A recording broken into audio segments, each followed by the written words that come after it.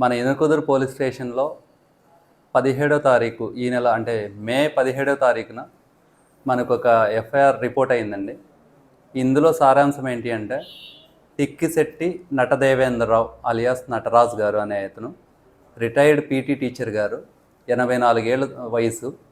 ఈయన ఒక 10th class చదివి పాస్ అయ్యి ఉన్న బాలిక అంటే 16 ఏళ్ళ బాలిక మీద సెక్సువల్ అబ్యూస్ చేశారు అనే దాని మీద రిపోర్ట్ వచ్చింది.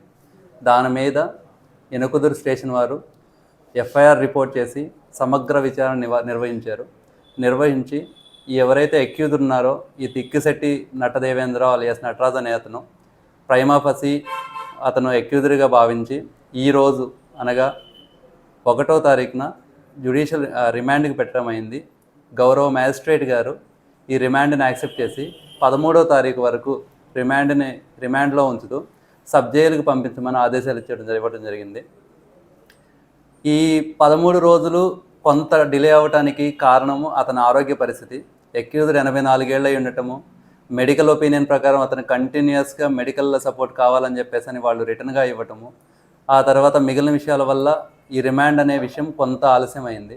అయినప్పటికీ అల్టిమేట్గా ఏదైతే న్యాయం ఉందో అది చేయటానికి పోలీస్ శాఖ ఎప్పుడూ ప్రయత్నిస్తూనే ఉంటుంది.